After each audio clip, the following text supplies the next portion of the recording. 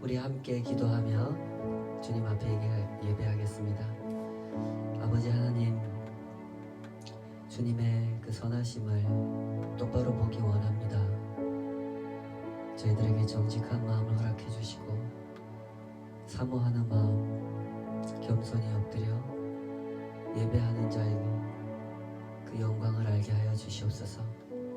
저희들에게 허락하신 이 삶이 주님께서 주신 너무나도 큰 선물인 것을, 자격이 없지만 그 은혜 덕분에 받게 된 선물인 것을 정직하게 깨닫고 진실하게 살아가기를 원합니다.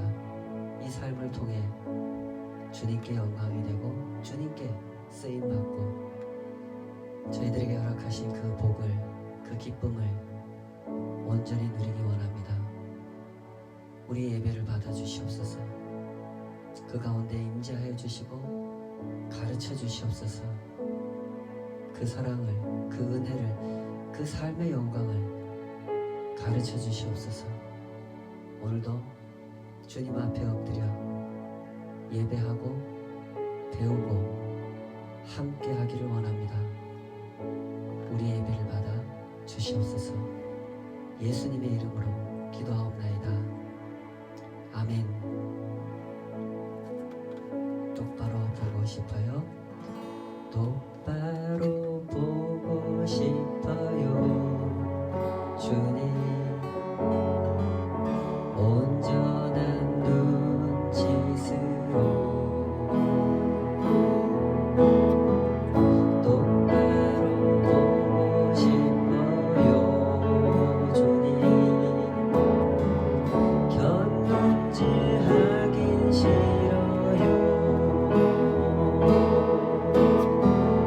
하지만 내 모습은 온전치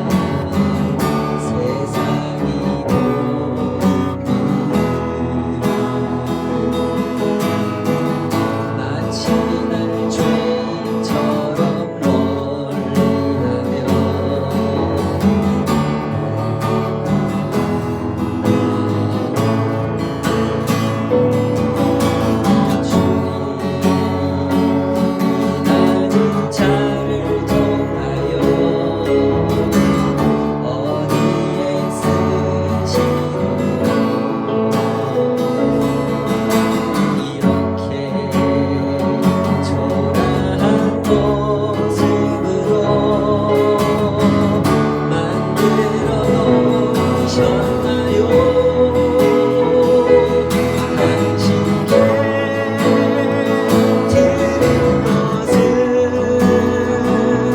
사모하는 이 마음 생명도 갈라시며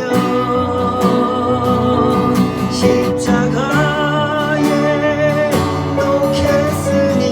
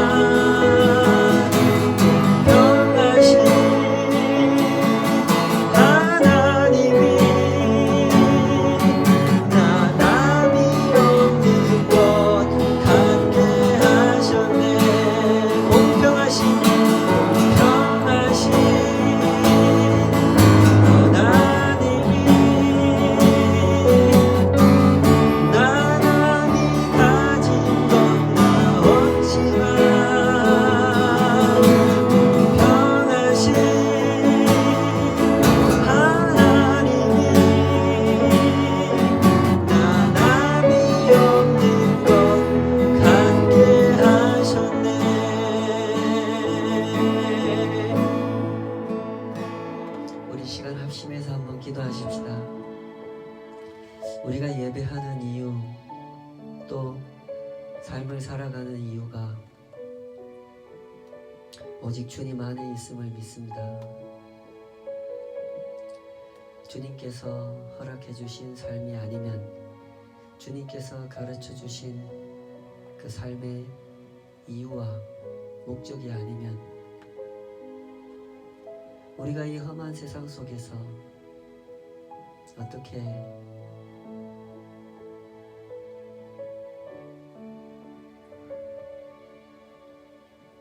이 고귀한 삶의 사명을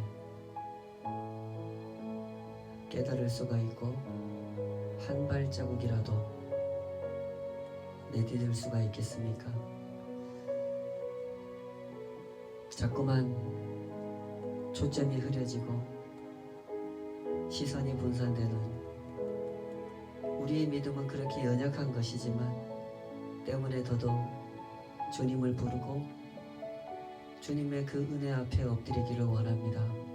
주여, 한순간이라도 내가 무엇을 해왔다고, 내가 무엇을 할 수 있다고 착각하지 않게 하여 주시옵소서.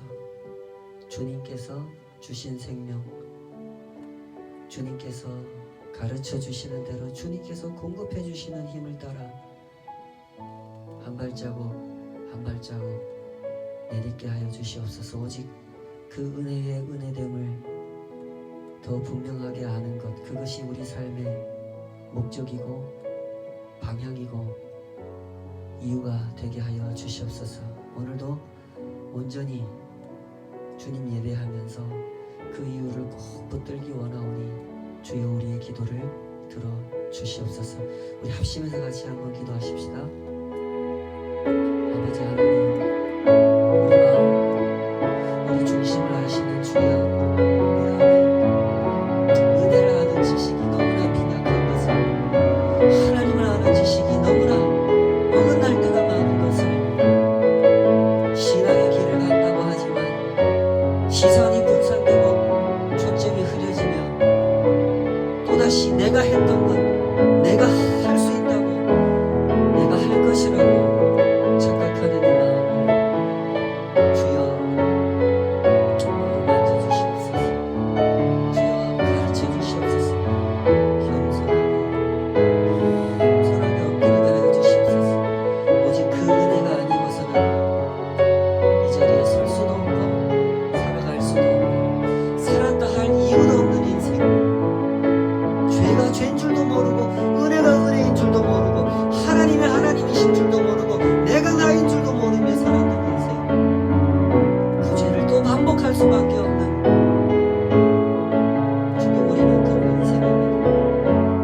은혜를 아는 지식을 허락하여 주시옵소서. 오직 그 은혜의 통치 아래 살아가는 기쁨, 하나님의 손 아래, 하나님의 법 아래 살아가는 영광을 주님 알게 하여 주시옵소서.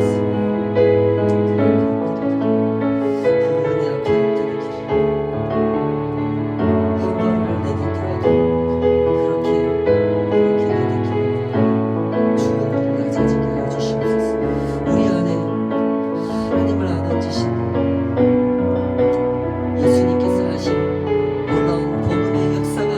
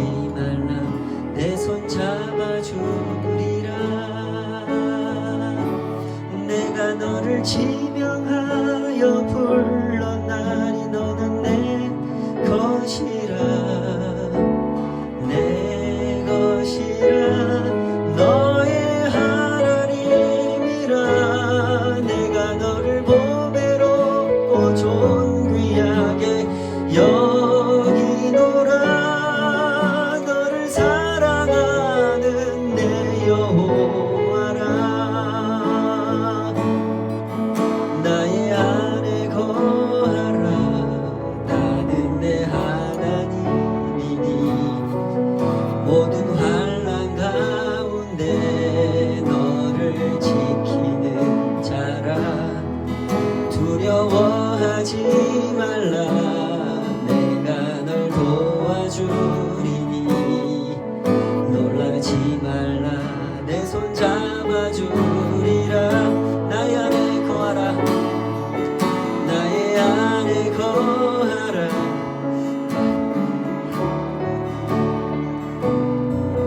모든 환난 가운데 너를 지키는 자라 두려워하지 말라 내가 널 도와주리니 놀라지 말라 내 손 잡아주리라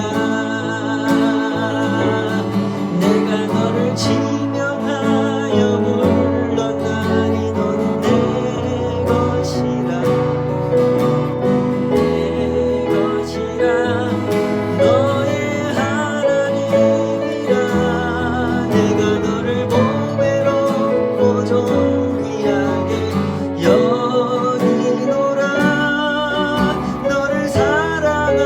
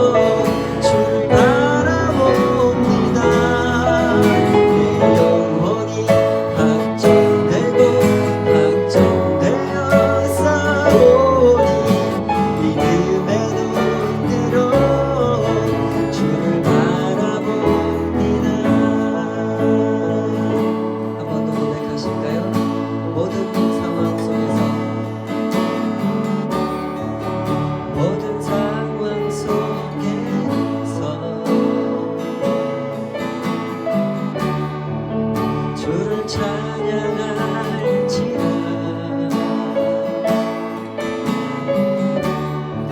주는 너의 큰 사랑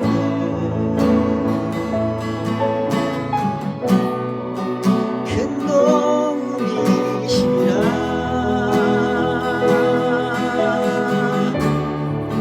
주의 얼굴 구할 때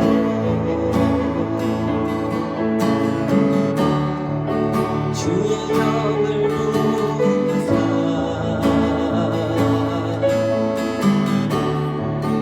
크신 사랑 안에서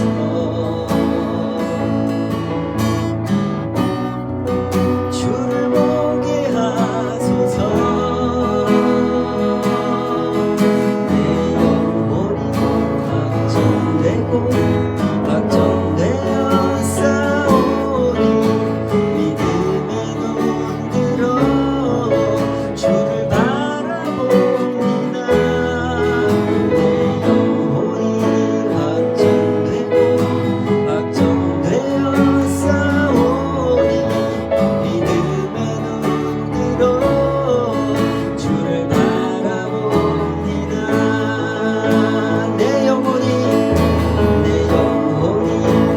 확정되고 확정되어 싸우니 믿음의 눈 들어 주를 바라봅니다. 내 영혼이 확정되고 확정되어 싸우니 믿음의 눈 들어 주를 바라봅니다. 주를 바라볼 때 주의 나라 이미 임했네. 그 영원한 나라 보게 하소서.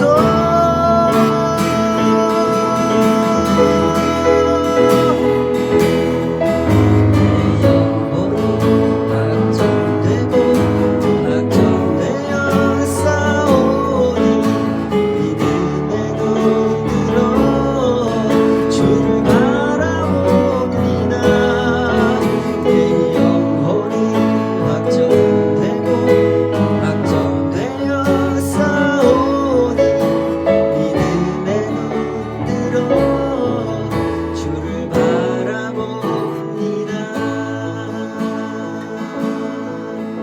내 영혼이 확정되고 확정되어 싸우니 믿음의 눈 들어 주를 바라봅니다. 내 영혼이 확정되고 확정되어 싸우니 믿음의 눈 들어 주를 바라봅니다.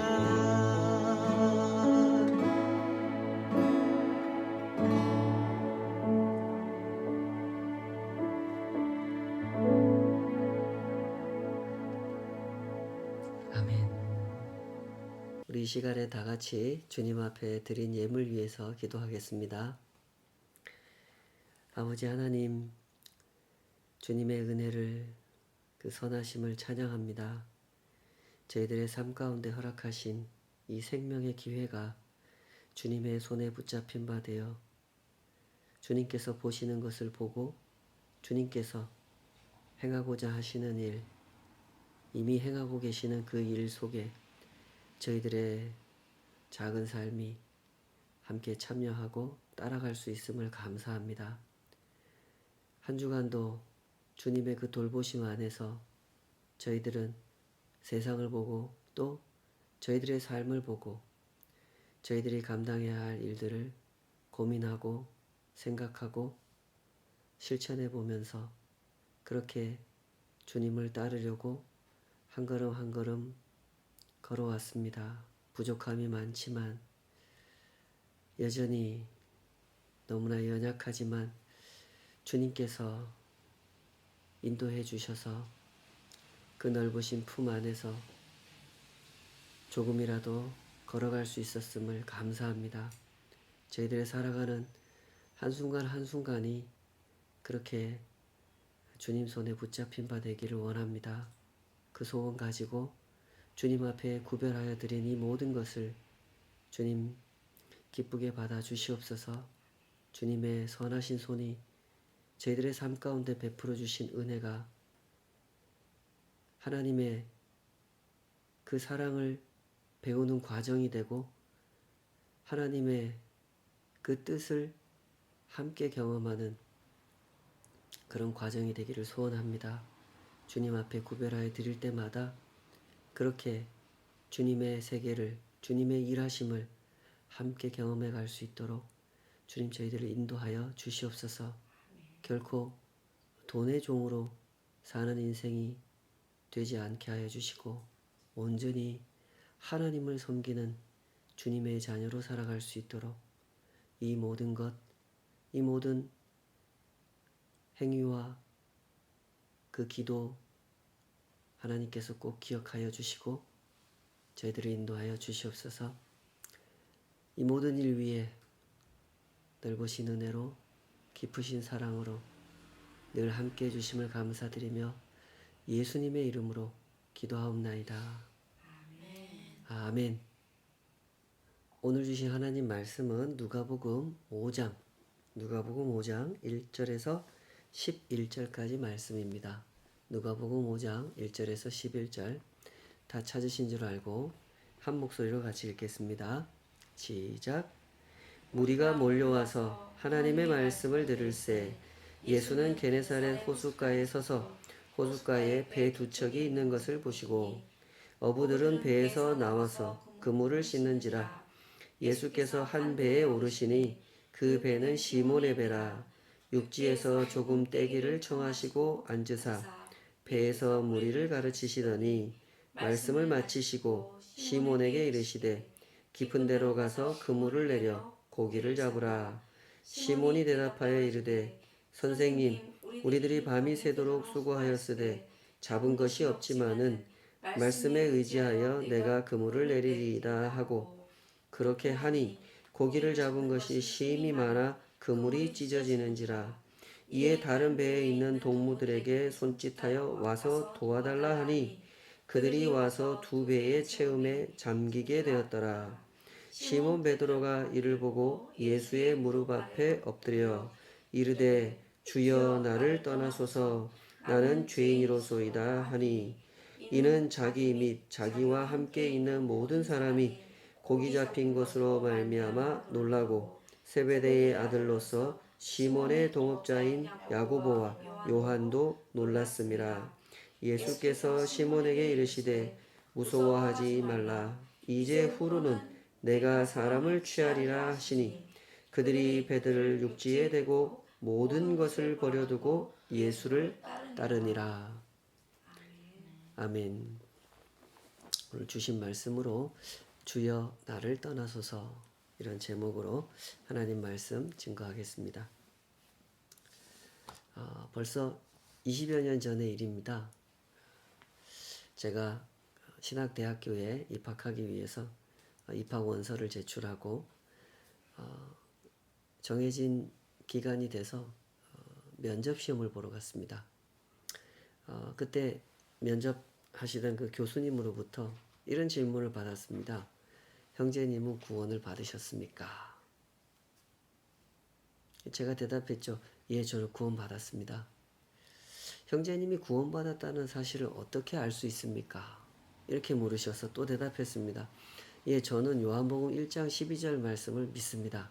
영접하는 자, 곧 그 이름을 믿는 자들에게는 하나님의 자녀가 되는 권세를 주셨다고 말씀하셨습니다. 제가 그 말씀대로 예수님을 저의 구주로 영접했습니다. 그러자 또 질문하셨습니다. 요한복음 1장 12절 말씀 외에 형제님이 구원받았다는 사실을 증명해 줄 말씀을 또 외우고 있는 것이 있습니까? 예, 있습니다.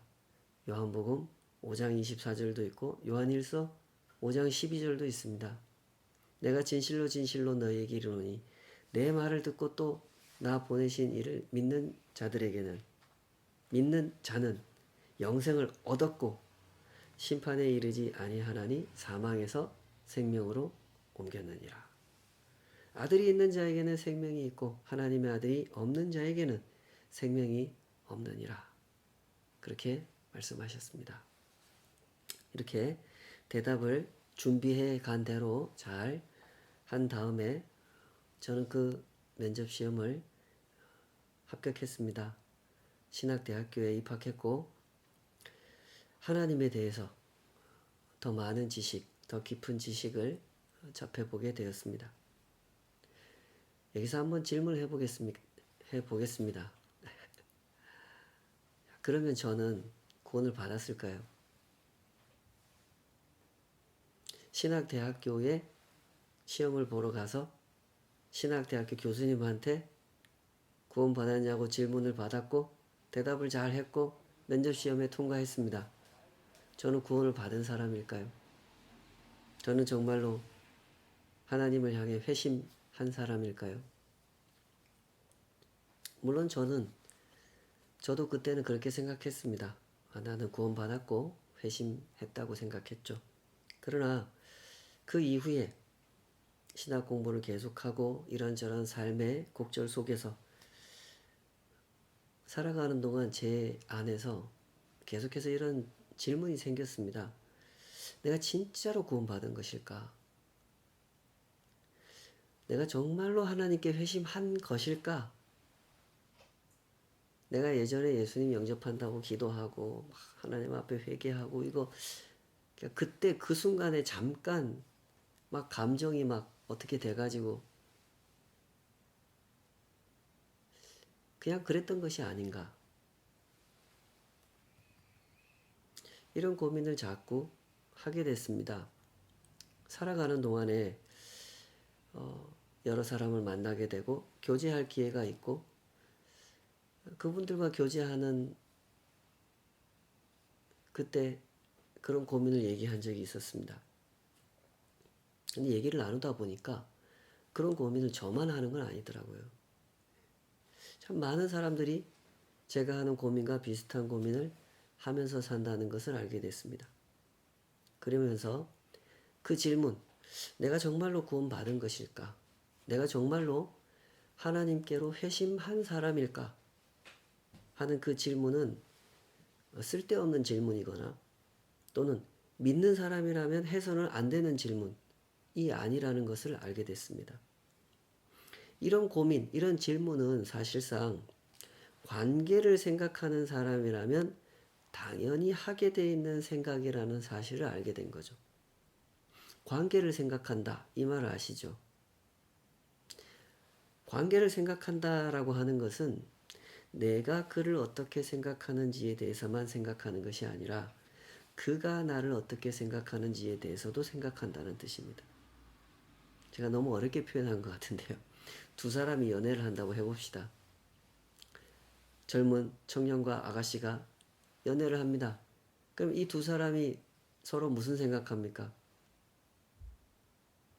나는 저 아가씨를 참 좋아해. 저 아가씨도 나를 정말로 좋아할까? 아니면 나하고 다른 그 김군이라는 친구하고 서로 이렇게 비교해보고 있는 중은 아닐까? 이런 생각하게 돼 있는 것이란 말이죠. 관계를 생각한다라고 하는 것은 바로 그런 거죠. 내가 그 사람을 어떻게 생각하는가 또 생각하지만 그가 나를 어떻게 생각하는가 하는 것도 생각하게 돼 있다 하는 것이죠. 그것은 아주 자연스러운 일이라는 것입니다. 회심과 관련된 이야기는 이런 점에서 참 중요하고 깊은 주제입니다. 하나님을 진정 하나님이라고 믿는 사람이라면 하나님을 돌에 새겨진 우상이라고 생각하거나 사람이 그냥 상상력을 동원해가지고 만들어낸 우상이 아니라 정말로 온 세상을 창조하시고 온 세상을 다스리시는 하나님이라고 믿는 사람이라면 아주 인격적이시고 지혜로우시고 세상을 사랑하시고 가르치시고 연단하시고 돌보시고 언약을 주시고 언약을 성취하시는 하나님, 그렇기 때문에 때로는 자기 백성을 향해서 책망도 하시는 하나님, 그런 하나님이라고 믿고 있는 사람이라면 반드시 생각하게 돼 있다는 거죠. 하나님은 나를 어떻게 생각하시는가? 나는 하나님을 어떻게 생각하고 있는가? 하나님은 정말로 살아계시고 정말로 나를 사랑하시는가? 또한 나는 정말로 살아있는 것이고 정말로 하나님을 사랑하고 있는 것일까? 이 두 가지를 다 생각하게 되어 있다는 것이죠. 오늘 본문 베드로가 회심한 이야기는 바로 그런 이야기입니다. 베드로가 하나님 앞에 서 있는 자신의 상태를 확인하고는 예수님 앞에 엎드려서 뭐라 그럽니까? 저를 떠나 주십시오. 저는 죄인입니다. 이렇게 고백을 하죠. 그러나 예수님은 그런 베드로를 떠나지 않으셨고 오히려 베드로를 예수님의 제자로 삼아 주십니다. 이후 베드로는 예수님의 제자로서 참 많은 일들 속에 참여하게 됐고 쓰임 받게 됐죠. 아시는 것처럼 베드로, 오늘 본문에서는 시몬이라는 이름을 더 많이 쓰고 있는데요. 이 시몬 베드로는 예수님을 따른 그 12제자 중에 한 사람이었고 그 중에서도 자칭 수제자였죠. 자칭 타칭 수제자였던 것 같습니다. 가장 촉망받는 제자였습니다. 가장 열정적인 추종의 자세를 보였던 사람이죠. 예수님께서 십자가에 처형당하실 때는 비겁한 모습을 보였지만 그래도 이후에 다시 성령께서 임재하시면서 믿음을 회복하게 되고 초대교회를 설립하고 이끌어가는 지도자로서 아주 귀하게 쓰임받았던 사람입니다. 베드로는 일평생 예수님을 따랐고 예수님을 섬겼고 예수님을 위해서 뭐까지 했습니까? 자기 목숨까지 바쳤습니다. 도대체 베드로에게 무슨 일이 있었던 것일까요? 무엇이 베드로를 움직여서 예수님을 이처럼 사랑하게 했고 이처럼 섬기게 했던 것일까요? 여기에는 한두 가지 이유만 있는 것은 아닐 겁니다. 오늘은 그 많은 이유 중에서 베드로의 회심, 그 첫 번째 이유를 설명해 주는 이 장면을 함께 살펴보도록 하겠습니다. 우선 이 점을 먼저 생각해 봐야 됩니다. 베드로는 언제부터 예수님을 알았습니까? 누가복음에 의하면 베드로는 오늘 누가복음 5장이잖아요. 이 사건 이전부터 예수님을 알고 있었다라고 말해줍니다. 누가복음 4장, 지난주 본문이죠. 누가복음 4장 38절에 보면 어느 안식일 날 예수님은 베드로가 사는 마을 가버나움, 갈릴리 가버나움이라고 하는 동네의 회당에 가서 하나님 말씀을 전하셨습니다. 귀신도 쫓아내셨습니다. 이적을 보여주셨기 때문에 사방으로 소문이 퍼졌고 곧 그날 저녁에 사람들이 몰려들어서 예수님 앞에 와서 병을 고쳐달라 요청하는 그런 상황으로 전개가 됐죠. 예수님은 사람들의 이목에 집중을 받게 되십니다. 그리고 그때 시몬의 집에 들어가시게 되죠. 우리 다시 그날 그 본문으로 잠깐 돌아가 볼까요? 누가복음 4장 38절. 누가복음 4장 38절 같이 한번 읽어보겠습니다. 시작. 예수께서 일어나 회당에서 나가사 시몬의 집에 들어가시니 시몬의 장모가 중한 열병을 앓고 있는지라. 자, 이 상황, 이런 설명만으로는 상황을 정확하게 알기는 어렵습니다. 베드로가 예수님을 초대했는지 자기 집에다가, 아니면 예수님께서 먼저 베드로한테 너희 집에 가서 좀 쉬자 이렇게 청하셨는지 그건 정확히 알 수가 없습니다만은 분명하게 생각할 수 있는 것은 예수님과 베드로가 이날 이전부터 서로 알고 있었다는 겁니다. 예수님은 하나님이시니까 이전부터 베드로를 알고 계셨다고 하는 게 전혀 이상하지 않죠. 근데 이제 베드로는 좀 입장이 다르지 않습니까? 복음서를 통해서 재구성해 볼 수 있는 이 베드로의 모습은 이렇습니다. 언제부터인지 베드로가 사는 마을 갈릴리 가버나움이라고 하는 마을에 예수라는 선생님이 나타나셨습니다. 젊은 분인데 안식일에 회당에 들어오셔서 성경을 읽어주시고 설명을 해주십니다. 말씀을 너무너무 은혜롭게 잘하셔서 사람들은 듣고 감명을 받습니다. 베드로 역시 예수님께서 가르치시는 그 말씀을 들었겠죠. 그때부터 베드로는 예수님을 알았을 겁니다.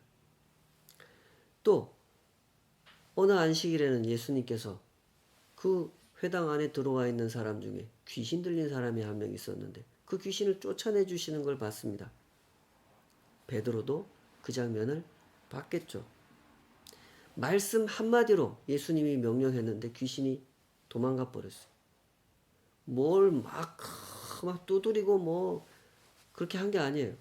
그냥 말씀 한마디 나가라! 떠나버렸어요. 사람들은 그 모습을 보고 놀랐고 베드로 역시 놀랐을 겁니다. 저분 도대체 누구다냐? 누구시기에? 이렇게 놀랐던 거죠. 그리고 그날 예수님께서 베드로의 집에 들어오신 겁니다. 베드로는 장모님을 모시고 살았던 것 같아요. 정확하게 알 수는 없지만 편찮으신 장모님이 베드로의 집에 계신 걸 보니까 아마 모시고 살았던 것 같습니다. 그런데 그날 베드로의 장모님이 중한 열병에 걸려서 고생하고 계시는 그 상황을 주변 사람들이 예수님한테 말씀드리고 고쳐달라고 부탁했습니다. 예수님 흔쾌히 그 병을 고쳐주셨죠. 그리고 그날 저녁에 베드로의 집에 온갖 병자들이 찾아옵니다. 베드로가 이거 봤을까요? 못 봤을까요? 당연히 봤겠죠. 예수님은 찾아온 병자들을 일일이 고쳐주셨고 귀신 들린 사람이 있으면 쫓아내 주셨습니다. 자, 생각해 보십시다. 예수님은 이 모든 일을 어디서 행하셨다고요? 베드로의 집에서 하셨단 말이에요. 베드로의 집에서 이 모든 일을 치르신 겁니다. 그러면 베드로가 이 모든 일을 당연히 알았겠죠. 베드로는 출장 다니면서 일하는 사람이 아니에요. 매일 집에서 자고 바닷가에 호숫가에 나가서 어부일 하는 사람이란 말입니다. 그러니 더군다나 그날은 안식일이었고 회당에 다녀온 시간 말고는 회당에서도 예수님을 만났으니까 베드로는 계속 예수님하고 같이 있었을 가능성이 높죠. 베드로는 이 모든 일을 가장 가까이에서 가장 자세하게 지켜볼 수 있는 사람 중에 한 사람이었던 겁니다. 그러다가 또 얼마 후에 며칠이 지났는지는 알 수 없지만 오늘 본문이죠. 예수님께서 시몬 베드로가 일하는 곳, 거기가 어디예요? 게네사렛 호숫가, 가버나움 근처 그 호숫가에 나가서 말씀을 전하십니다. 사람들이 찾아왔기 때문에 그 많은 사람들에게 하나님 나라 복음을 설명해 주셨던 거죠. 예수님은 그때 호숫가에 배가 두 척 있는 걸 보셨어요. 하나는 베드로의 배고 다른 하나는 베드로의 동업자 야고보, 요한의 배죠. 예수님 딱 보고 아셨죠? 그 중에서 예수님이 일부러 누구의 배에 오르십니까? 시몬 베드로의 배에 오르시죠. 육지에서 조금 떨어뜨려 달라 이렇게 부탁을 하세요. 이때 시간이 아침이거든요. 오늘 본문에 보면 그렇게 설명하고 있죠. 베드로와 그의 동업자들이 그물을 씻고 있었어요. 밤새 물고기를 잡고 이제 낮에 좀 쉬었다가 다시 그날 밤에 또 물고기를 잡기 위해서 그물을 손질하고 있었던 겁니다. 그 타이밍에 사람들이 몰려왔고 예수님은 베드로의 배에 올라타셨고 배를 호숫가에서 조금 떨어뜨려 달라고 요청하셨던 거죠. 예수님은 요즘 말로 하면 소리공학을 이용하셨던 겁니다. 이 게네사렛 호숫가라고 하는 그 지형이 어떻게 생겼냐면 가파르고 좁은 형세를 하고 있다 그래요. 그래가지고 사람들을 이렇게 호숫가에 서 있게 하고 배를 띄워서 예수님 배 위에 서서 호숫가에 서 있는 사람들을 향해서 말하면요. 마이크를 대고 말하는 것처럼 똑똑하게 잘 들리는 그런 상황을 예수님께서 이용하셨다는 거죠. 그렇게 해서 예수님은 베드로의 배 위에서 말씀을 가르치셨습니다. 사실상 예수님 말씀을 가장 가까이에서 들은 사람이 누구겠습니까? 베드로겠죠. 예수님 말씀을 마친 다음에 시몬에게 말씀하셨습니다. 5장 4절.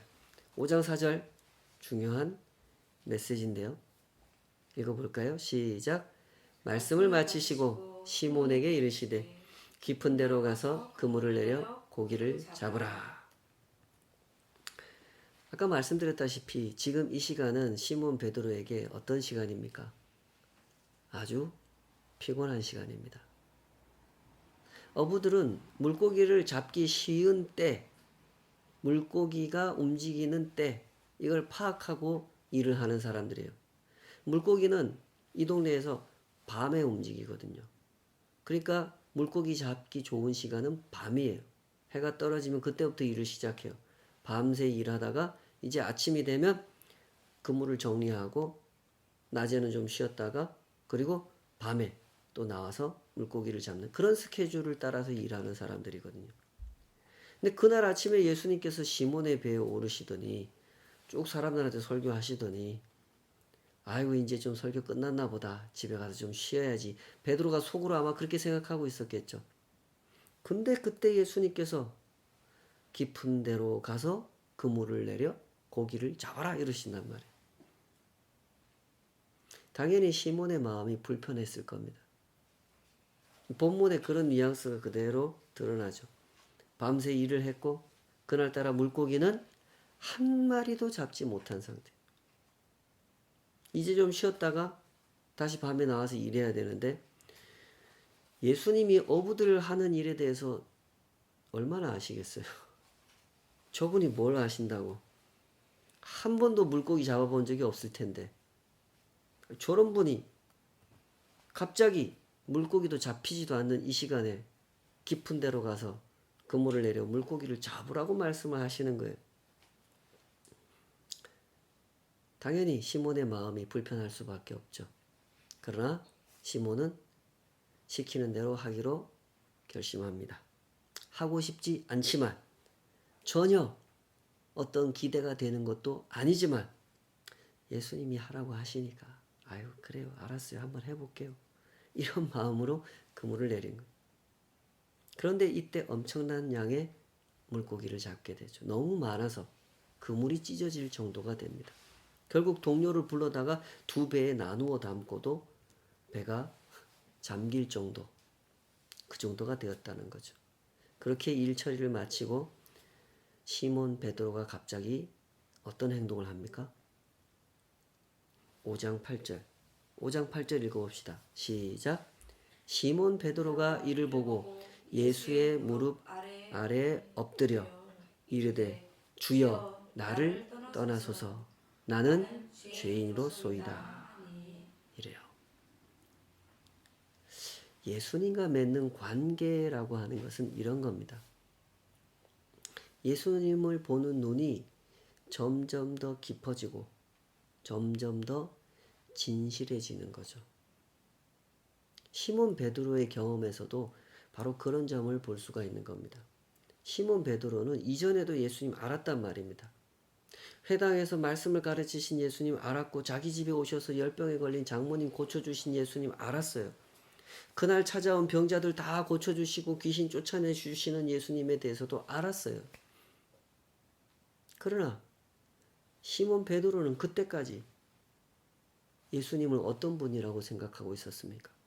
좀 특별한 선생님. 베드로는 예수님을 선생님이라고 생각했습니다. 때문에 5절에 보면 그물을 내리라 하고 예수님이 말씀하실 때 예수님을 향해서 시몬 베드로가 예수님을 뭐라고 호칭을 해요? 선생님이라고 칭하죠. 랍비, 유대의 말로 랍비인데 누가는 이방인들을 위해서 복음서를 쓰다 보니까 이렇게 선생님이라는 단어를 쓴 것 같아요. 선생님이라고 불렀던 베드로가 지금 5장 8절에 와서 물고기 많이 잡고 나서 그 뒤에 예수님을 향해 뭐라고 부릅니까? 호칭이 바뀌었죠. 주님이라는 호칭을 사용합니다. 예수님 앞에 무릎을 꿇고 엎드려서 주여라고 불렀어요. 그리고 이렇게 말했습니다. 주여 나를 떠나소서. 나는 죄인이로소이다. 이 말이 무슨 뜻인지 아실 겁니다. 이 말은 싫다는 뜻이 아닙니다. 감당하지 못하겠다는 뜻이죠. 주님, 당신은 너무 거룩하신데 저는 너무 죄인입니다. 그러니 저를 떠나십시오. 저는 당신을 감당하지 못하겠습니다. 이런 뜻인 거죠. 우리는 성경의 다른 장면에서도 이와 비슷한 모습을 목격할 수가 있습니다. 가장 대표적인 장면이 이사야 6장이죠. 이사야 선지자가 성전에서 기도를 하다가 하나님 음성을 듣게 되잖아요. 이 백성들이 이렇게 죄 가운데 사는데 하나님의 구원의 말씀을 누가 가서 전할까? 이런 음성을 이사야가 듣게 됩니다.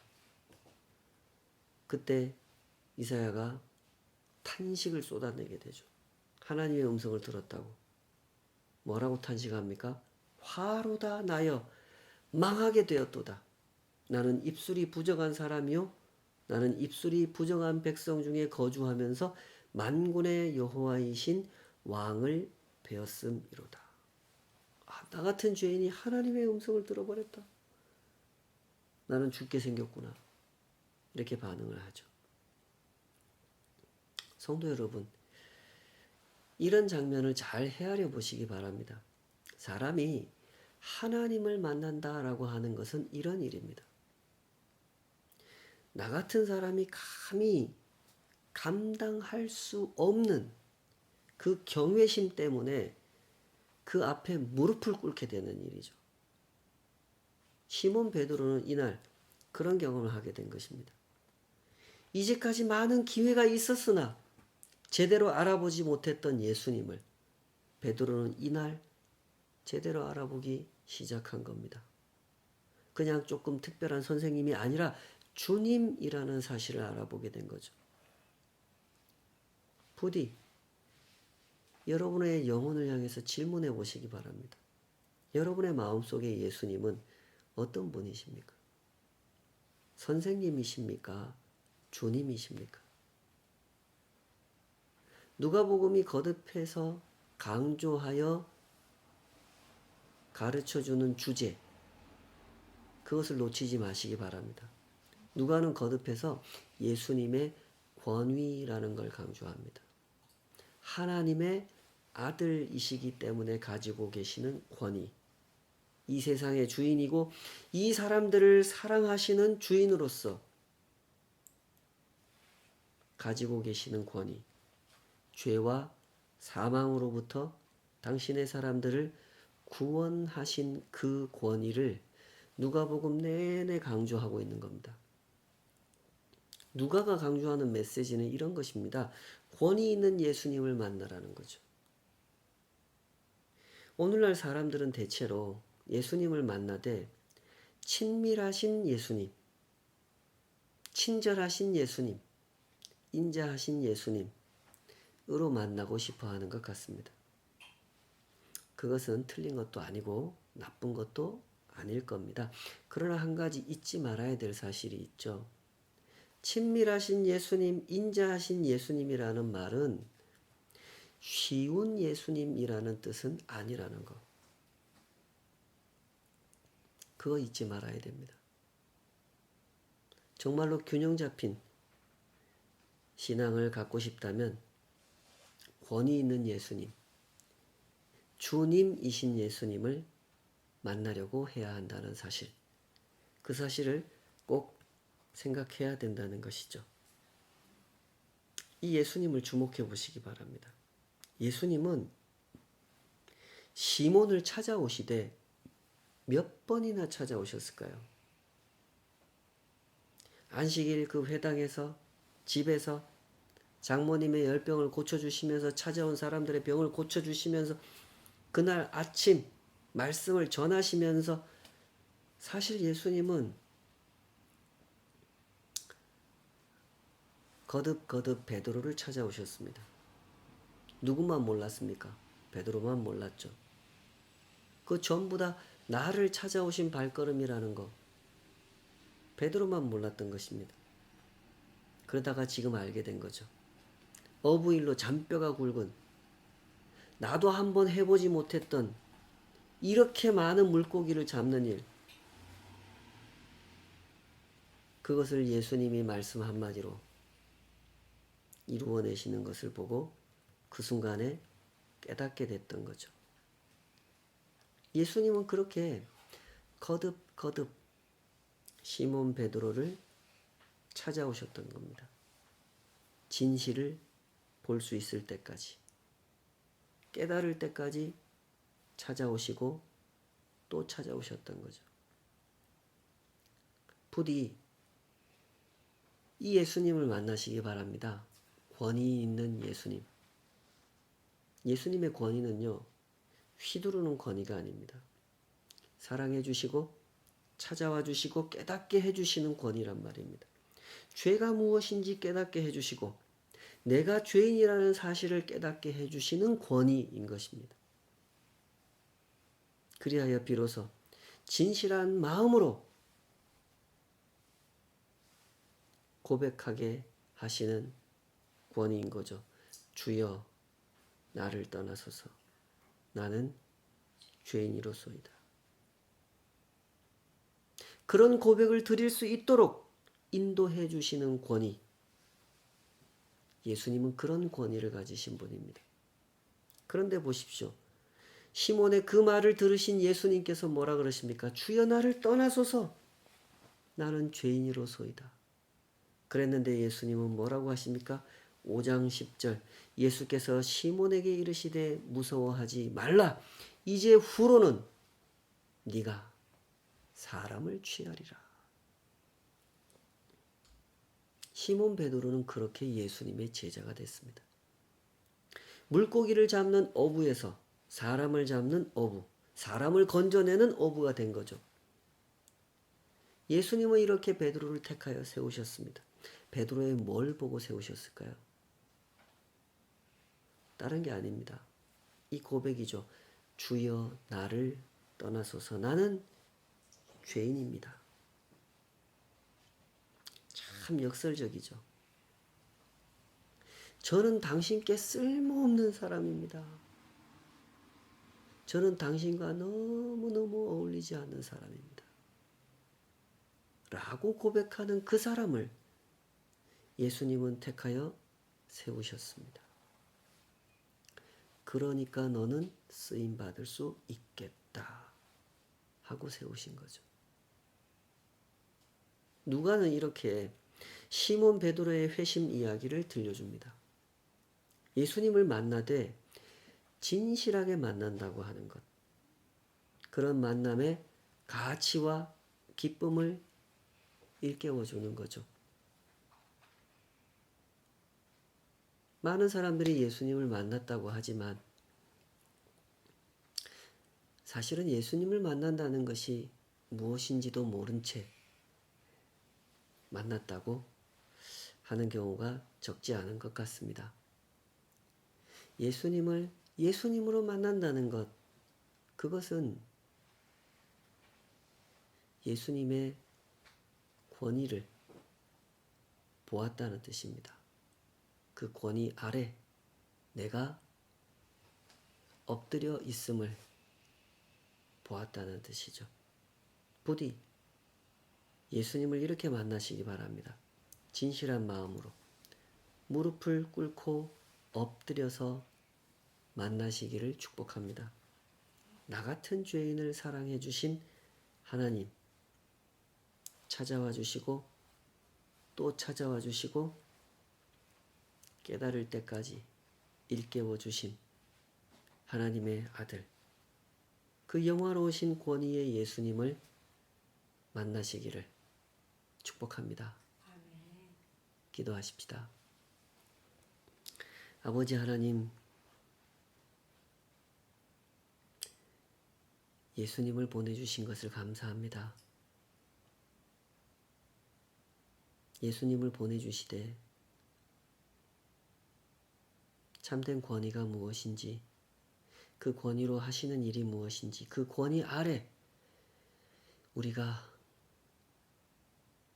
예수님의 제자가 되고 하나님의 백성이 되어 살아간다는 것이 무엇인지 가르쳐 주신 은혜를 감사합니다.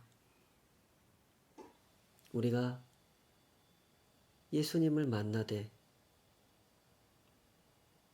베드로가 예수님을 만난 것처럼, 제자들이 예수님을 만난 것처럼 그렇게 만나게 하여 주시옵소서. 진실하게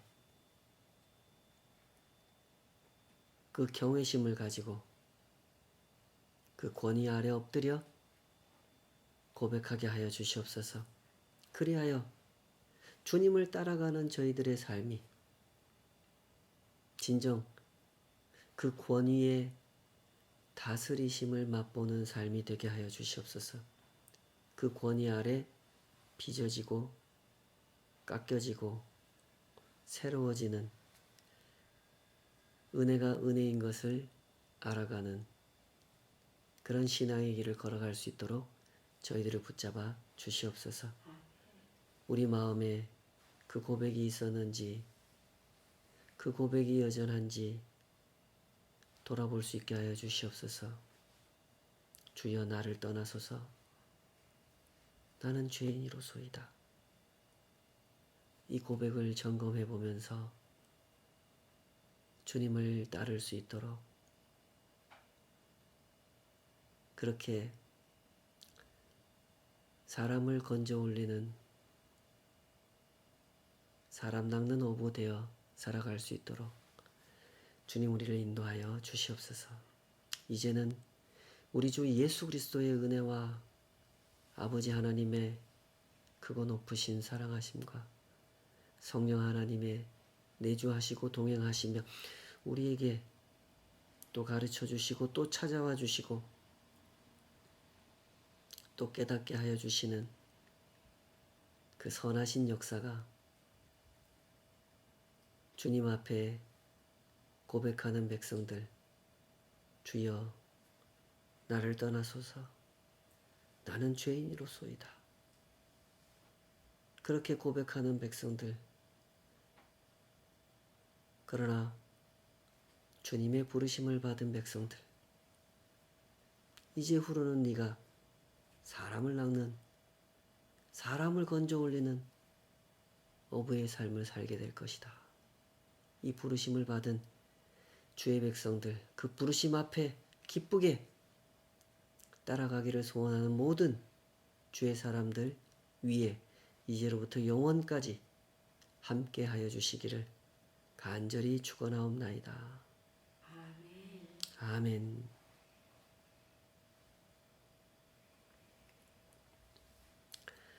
네, 감사합니다. 우리 또 한 주간도 예수님 잘 따라가면서 승리의 행진, 순례의 길 걸어가시기를 축복합니다. 화이팅입니다.